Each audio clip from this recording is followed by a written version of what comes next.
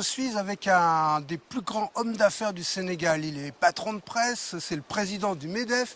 Il est aussi au Conseil économique et social au Sénégal. Et en plus, il organise la plus grande manifestation entrepreneuriale d'Afrique francophone. Je suis avec Mbagnick Diop, avec qui j'ai rendez-vous à Paris. Mbagnick Diop, bonjour, quel honneur de vous avoir. Bonjour Richard, tout le plaisir pour moi. C'est vraiment une immense joie de partager ce plateau avec toi, qui est une référence dans le monde médiatique donc français et africain. Alors Mbagnick Diop, la règle du jeu, c'est qu'on parle un petit peu de l'enfance, des parents, etc. Mais tout de suite un petit mot sur les corridors et on va y revenir. Les corridors, c'est devenu la plus grande manifestation entrepreneuriale d'Afrique francophone.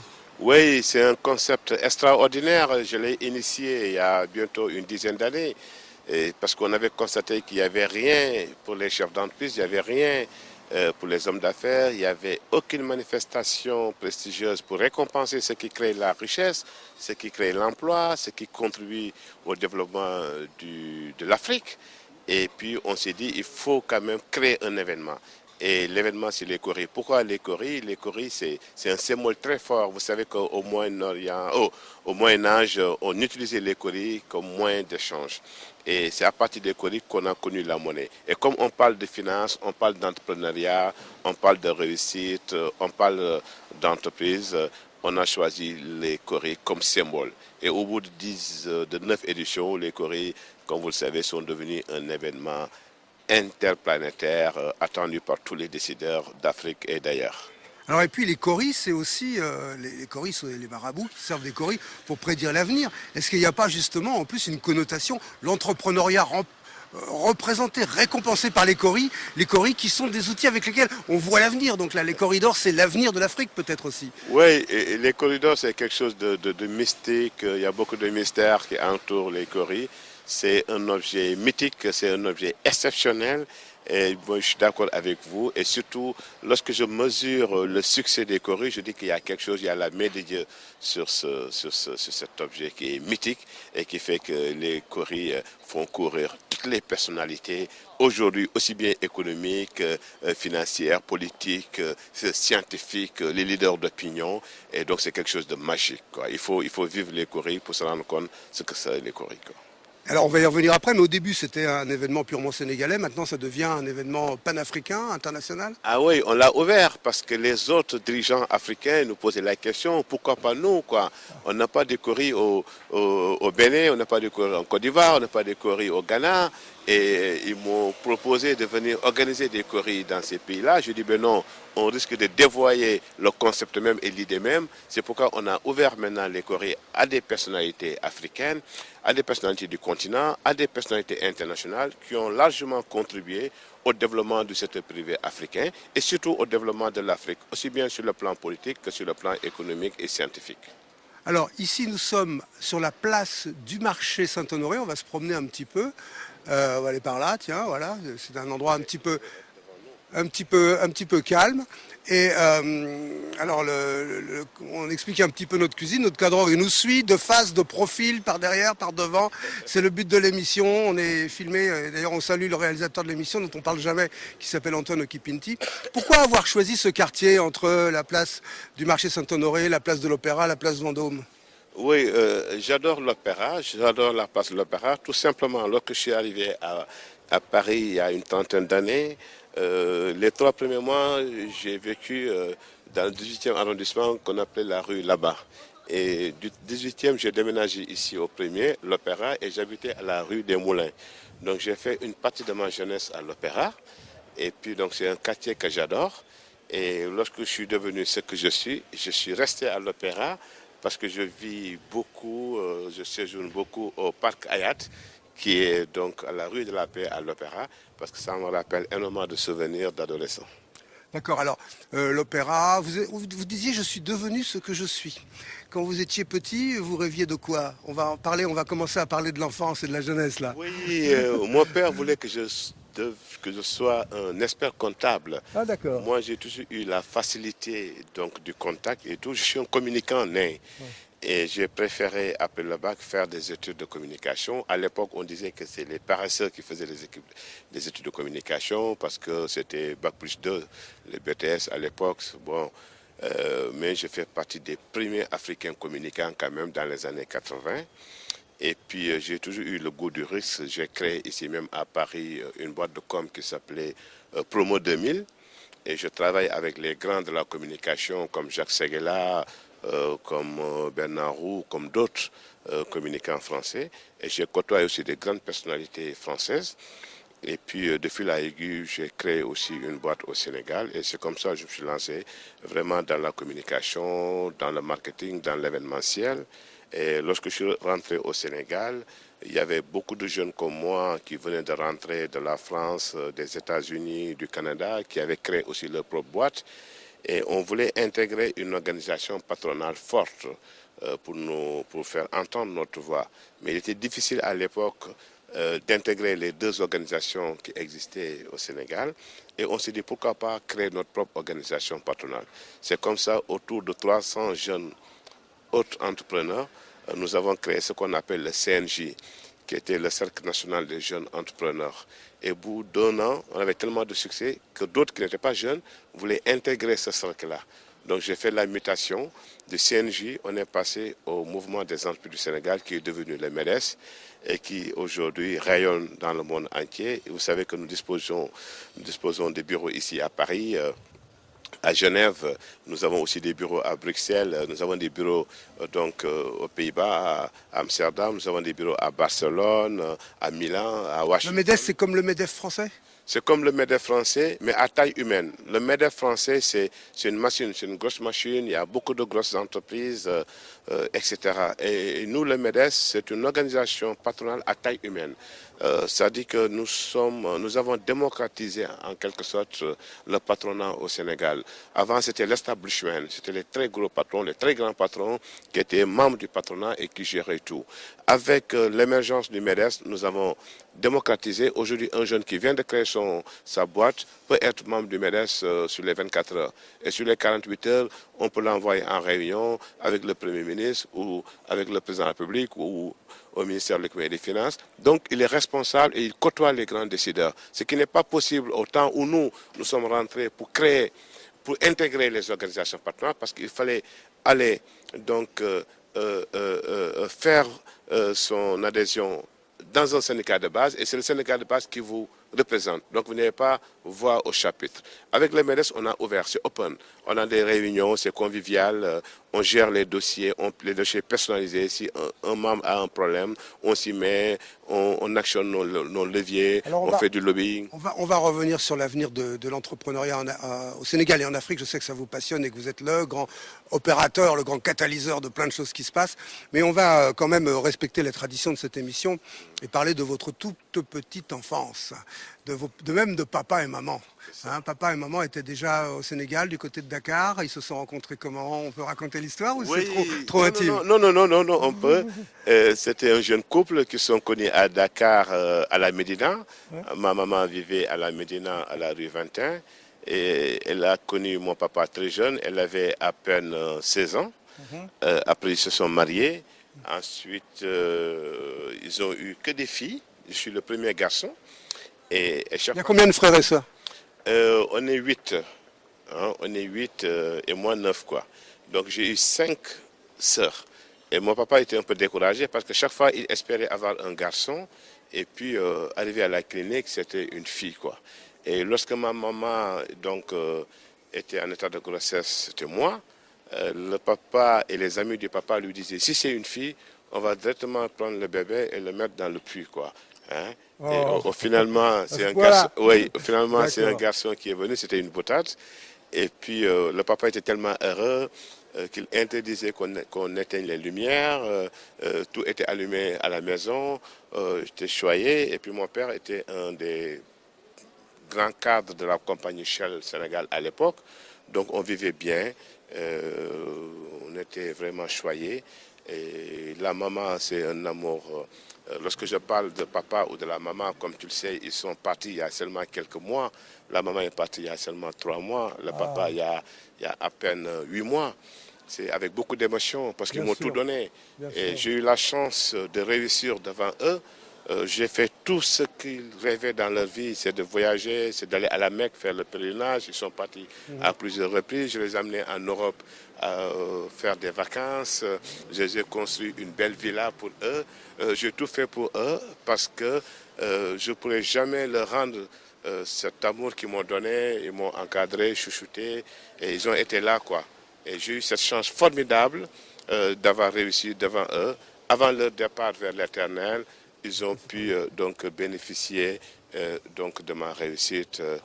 Moi, j'étais à leur côté pour satisfaire tous leurs besoins, leurs rêves qu'ils avaient. Et puis, je suis heureux, en même temps triste de parler d'eux, mais j'ai une enfance agréable. On partait en vacances dans le village paternel qui s'appelle Niafat, qui est à quelques kilomètres de Kaolack. Donc, on faisait la chasse aux oiseaux, j'allais dans les champs, cultiver les champs, je montais les chevaux, etc. Et c'est des souvenirs qui me restent. Le matin, j'entendais donc les oiseaux chanter. Et ça, c'est l'adolescence. C'est même pas le sang. On était gamins, on avait 7 ans, 8 ans, 10 ans. Et ces souvenirs restent. Et j'ai la chance d'avoir une éducation de base, bien éduquée par les parents. Et c'est ça qui me suit jusqu'à aujourd'hui. Toute la famille est encore, à part les parents malheureusement qui sont partis, ils sont tous encore à Dakar. Toute la famille est à Dakar, en dehors de mon frère qui vit en Allemagne depuis 25 ans, mais il est présentement à Dakar. Ah, il y a eu un frère après, il y a eu un autre oui, garçon. Oui, il y a eu une sœur et puis après il y a un garçon. Ah d'accord. Moi j'aimerais que le président Mbagnick Diop, dans la langue du pays, la caméra, il envoie un grand message aux Sénégalais et aux Africains, parce que cette émission elle est regardée dans toute l'Afrique. En Wolof. Ah oui, maa ngi nuyu ñëpp di nuyu sama waa kër di nuyu sama soxna Khadijatou Sané di nuyu samay doom di nuyu sama mag ak sama rakk yi di nuyu sama am di jàmm yëpp di nuyu sama soppe yi parce que bari naa soppe Sénégal di leen wax ne émission bi maa ngi koy def fii si Paris mais émission bi pour ñoom la au-delà maintenant de mes amis de la famille au Sénégal à Dakar. Je lance un salut fraternel à tous les compatriotes africains qui nous regardent ce soir pour leur dire que je suis un frère. Je suis aujourd'hui à Paris en train de tourner cette émission. Mais ce qui est important dans la vie, c'est d'avoir des projets, et c'est d'avoir de la ténacité, de la pugnacité, de dire qu'il est possible de réussir, qu'il n'y a que le travail qui paye. Et je dis tout le temps qu'il faut savoir donner du temps au temps et que nous, aujourd'hui, l'Afrique, on est un continent vierge. Il y a tellement de choses à faire en Afrique et je pense que ce genre d'émission pourrait être un levier pour dire aux Africains qu'il est possible de réussir et dire aux Africains qu'il est possible non seulement de réussir, mais de s'imposer en Occident, aussi bien en Europe, aux États-Unis, au Canada, ailleurs, comme nous sommes en train de le faire. Partout où nous passons, notre voix est entendue. Et je passe un message fort que je souhaiterais passer à tous les Africains, à tous les entrepreneurs, aux chefs d'entreprise, aux opérateurs économiques, aux scientifiques, aux Africains d'une part, pour leur dire qu'on a le talent qu'il faut, on a l'intelligence qu'il faut, on a le savoir-faire. C'est à nous de nous organiser et dire qu'il est possible et que l'Afrique doit être le continent de l'avenir. Il est le continent de l'avenir. À nous de le prouver à nos partenaires européens, américains et autres. Vous avez vu le communicant, il a démarré en Wolof et pour que tout le monde comprenne, il a tout de suite enchaîné en français parce que justement ce qui nous unit et nous, avec les Africains de l'Afrique dite justement francophone, c'est la pratique du français et c'est la raison pour laquelle d'ailleurs dans toutes les grandes opérations que vous menez, cher Président, vous êtes souvent en partenariat avec l'Organisation internationale de la francophonie. Oui, et je salue le secrétaire général, l'honorable président Abdou Diouf, qui est un homme d'État, qui est un homme exceptionnel, qui m'a toujours soutenu, toujours accompagné. C'est un des partenaires des corridors, comme aussi l'UMOA, avec mon ami, vous voyez, c'est Paris, hein? Ouais, on est en train Paris, d'enregistrer. c'est comme à Dakar. Et puis il y a un monsieur qui vient un peu C'est comme à Dakar. nous emmerder. Donc je vais donner une pièce et puis il va nous laisser continuer l'enregistrement. Mais ouais, c'est comme ça, on ne va pas couper, on va pas couper, on va laisser. C'est comme à Dakar, hein, pour dire aux Africains, vous voyez, à Paris aussi, il y a des sans-abri, il y a des gens qui sont dans le besoin et que même lorsqu'on est en plein tournage, ils viennent vous importuner. Mais c'est comme ça, c'est la vie, quoi. Alors, donc je On parlait disais de que l'OIF, de de l'OIF, Abdou Diouf que vous étiez en train de de saluer. Abdou Diouf, que je salue, le président Abdou Diouf, aussi de tous nos partenaires aussi comme l'UMOA, avec le président Hadjibou Soumaré, qui est aussi un partenaire stratégique des Coris, avec aussi les autres institutions comme l'ONUDU, comme la Banque mondiale, comme l'Union européenne, la CEDEAO. On travaille avec l'OCDE aussi, on travaille avec pratiquement toutes les institutions et je pense que c'est une source de motivation pour nous.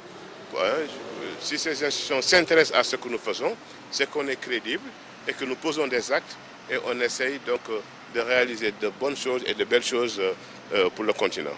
Alors revenons à l'enfance, donc grande famille, ça fait donc 5, 6 sœurs et un frère, donc c'est une très très grande famille. À quel moment vous avez pensé à Paris? À quel moment vous vous êtes dit tiens un jour peut-être j'irai à Paris? Et qu'est-ce qui vous a donné envie? Vous avez vu à la télévision, vous avez vu au cinéma, qu'est-ce qui vous faisait rêver dans Paris? Non, parce que j'avais des amis qui vivaient déjà à Paris, des Français, des métis sénégalais français.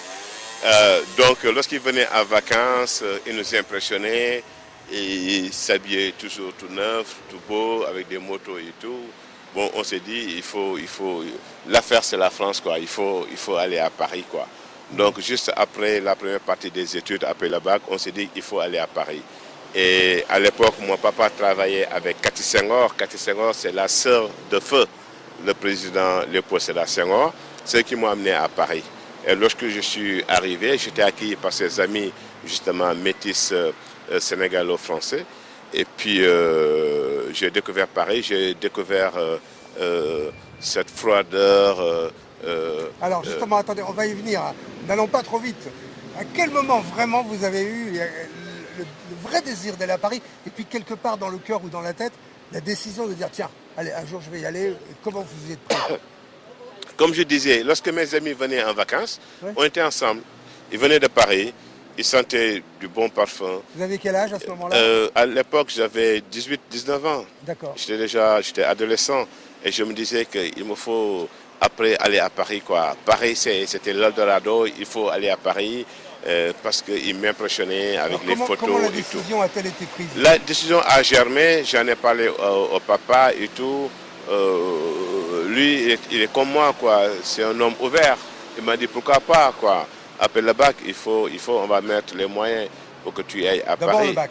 D'abord le bac. Donc après le bac, juste 3 mois après, je débarque à Paris. Alors, on va voir comment ça va se passer, mais en attendant, quand même, je voudrais qu'on admire la perspective ici. Nous sommes dans l'avenue de l'Opéra, justement, avec ce fameux Opéra Garnier qu'on peut apercevoir là au bout de l'avenue, qui a été rénové il n'y a pas si longtemps, avec ses dorures. Et c'est aussi un endroit merveilleux, c'était un des plus beaux endroits de Paris, Bien cette sûr. place de l'Opéra. On va s'acheminer tout doucement vers la place de l'Opéra. Donc maintenant, on va reprendre un petit peu ça. Donc, quand vous êtes parti à Paris la première fois, ok, c'est dans quel cadre? Vous êtes parti pour faire des études? Vous êtes parti tout seul? Oui, non. Comment ça s'est Je passé? suis parti pour faire des études, mais je n'étais pas boursier. Le papa était derrière. Et donc, je débarque à Paris, c'était les grandes vacances. Donc, au Alors, début, vous êtes arrivé comment? je suis arrivé par avion. Avion, à quel endroit? Je suis arrivé par avion à Roissy. À Roissy. Quelle est la toute première impression que vous a fait ou Paris ou Roissy? Parce que vous aviez vu des images de Paris, j'imagine, au cinéma. Les amis parlaient de Paris. Et vous, votre première sensation par rapport à tout ce que vous pensiez connaître de Paris, quelle a été votre toute première impression? L'impression, c'est que les gens allaient très vite. Les gens n'avaient pas le temps même de saluer, ils marchaient vite. Chacun avait ses occupations. Vous étiez là à regarder, mais bon, personne ne vous regarde. Vous ne comptez pas. Si je mettais le parallèle avec Dakar, où à chaque bout de rue, on te salue, tu rigoles et tu tout. dis bonjour, tu dis parles de la bonjour. vie, des Oui, ancêtres. là, tu parles de tout. Et là, c'était pas ça. Et c'était l'été en plus. Oui. Mais les gens étaient là, Il pressés. faisait quand même chaud. Hein. Il faisait quand même chaud. Bon, ça va. Hein, et Vous n'avez puis, pas été pris par le choc non, thermique. j'ai pas été. Mais justement, après, je l'ai vécu. Le premier hiver, hein, je l'ai vécu. Hein. Et puis, comme je ne suis resté que 2 mois avec mes amis, le temps de trouver un appart et tout, c'est là où j'ai déménagé dans ce beau quartier qui s'appelle l'Opéra. J'étais à la rue des Moulins, qui est une toute petite ruelle. Hein, juste, Donc, pour se résumer, à Paris, les gens marchent vite et disent pas bonjour. Ils disent C'était pas ça. bonjour. Ouais. Il n'y a aucune solidarité. À l'époque, hein, on ne sentait aucune solidarité. Maintenant, vous diriez que c'est... Non, ça a Parce changé. Ça a beaucoup parce que s'il changé. y a un Bon. homme qui marche vite dans la vie, c'est Ouais. bien le président de Mbagnick Diop quand même. Oui, Hein, c'est vrai, c'est vrai. hein, Mais par rapport à la moyenne. justement, après, on a compris quoi, que lorsqu'on est dans des activités, dans des occupations, on n'a pas le temps de s'attarder à faire des salam alek, quoi. Voilà. Après, tu t'adaptes, hein, tu dis que c'est comme ça, il faut aller à l'essentiel. Et donc, on a appris à aller à l'essentiel, quoi. Aller à l'essentiel, c'est ça. Donc, on continue donc la formation en communication. On voit des amis. Et puis le soir, on sort, on fait un peu la fête, on commence à s'habituer, on aime les beaux quartiers, les superbes vêtements, la mode. À l'époque, c'était Simalto. Quand même très élégant, Ouais, président Diop. comme d'habitude, je costume de dirais. marine. Hein. Donc, c'est ça. Aujourd'hui, on a essayé de faire relax, de ne pas mettre des cravates. Hein. Ouais. On s'est dit qu'on fait une émission pour l'Afrique. Au moment de la diffusion, il ne fera pas froid en Afrique. Donc, on se met donc, On au se met goût de relax, l'Afrique, relax, quoi. Voilà, moi Hein. j'ai juste ici le petite écharpe qui m'a été offerte par un Sénégalais. C'est juste le petit clin d'œil pour le Sénégal. Bien Alors, sûr, toi, tu es un Sénégalais. Tu es le plus Sénégalais des Français. les corridors, on Ouais. reparle des corridors. C'est bientôt les corridors. C'est dans 3 semaines. Dans Quoi. 3 semaines, c'est le 3 novembre. C'est le 2 novembre, Le 2 le novembre. samedi 2 novembre, Le au samedi. King Fahd Palace, à Dakar. La grande et merveilleuse soirée donc, J'imagine des qu'il n'y a plus de corridors. place, ça y est, c'est Il complet. n'y a plus de place. C'est la Mais il y seule aura le président de soirée. la République, il y a tout le monde. Oui, il y a le président de la République qui parraine, qui préside. On a toutes les autorités, aussi bien nationales qu'internationales. Je suis à Paris, je dois rencontrer pas mal de personnalités qui feront le déplacement. Demain, je serai à Lyon pour voir le président Jean-Paul Mauduit, qui sera aussi à Dakar, qui va recevoir un courrier. C'est un Français, un ami du Sénégal. Il a été Il y a le premier. il y a un grand jury qui décide. Il y a un jury international. Il y a beaucoup de classifications. Il y a des critères de sélection. Il y a des courriers, des catégories qui sont hors compétition. Par exemple, tout ce qui est courrier de la personnalité de l'année, courrier de l'excellence, courrier d'honneur. Ce sont des courriers hors compétition. C'est que le jury, à l'unanimité, décide que M. Richard Joffo, par rapport à tout ce qu'il fait pour l'Afrique et tout, mérite un courrier. Donc c'est hors compétition, on ne vous met pas d'autres compétiteurs à vos côtés. D'accord. Par contre, certaines catégories, comme le manager homme, meilleur manager femme, les courriers de l'entreprise la plus performante, innovante, l'entreprise la plus innovante, les courriers de l'entreprise émergente, sont des courriers à compétition où il y a une sélection de 50 entreprises qui est faite au départ. On procède par élimination jusqu'à retenir 10 dans chaque catégorie et ce sont ces 10-là qui sont nominés et au final le jury retient 3 qui sont les finalistes. Et de ces 3, le jour de la soirée, il y en a un seul, le chanceux, donc qui sera primé avec tout ce qui entoure les courriers, les lumières, les paillettes, la solennité, une belle soirée qu'on n'oublie pas. Qui est retransmise à la télévision. Qui est retransmise par une trentaine de chaînes de télévision, en D'accord. dehors du football ou des Jeux olympiques en Afrique. Et le jury, ce sont d'éminentes personnalités. C'est d'éminentes personnalités, c'est des grands patrons sénégalais. Par exemple, il y a le président de Sénégal Hotel, qui est le patron aussi du tourisme au Sénégal dans le secteur privé, qui est membre du jury, qui est président du jury cette année. On a le directeur général de la Banque de l'Habitat, M. Bouakassi, qui est membre du jury. On a le directeur général du Crédit Mutuel du Sénégal. On a le directeur général aussi de la Caisse de dépôt et consignation. On a aussi Jeune Afrique. On a un représentant aussi de l'OCDE. On a aussi un représentant de l'UMOA. On essaie d'ouvrir le jury. Il y a beaucoup de patrons sénégalais, mais il y a aussi des personnalités internationales, comme certaines personnalités internationales seront donc primées. On ouvre le jury le plus largement possible, mais avec des personnalités crédibles, fiables, reconnues sur la scène nationale et internationale. Alors, on va se donner rendez-vous au Cori, mais l'émission touche bientôt à sa fin, ça passe très très vite, 26 minutes. Hein. Ça passe trop vite. Alors vous constituez un vrai modèle, on peut dire, pour beaucoup de jeunes Sénégalais qui vous ont vu votre réussite. Vous vous êtes épanoui, vous avez votre bureau à Paris, vous faites des affaires dans le monde entier. Et ils sont peut-être là, à Kaolack ou à la Médina ou quelque part en train de vous regarder et de penser à vous et en rêvant.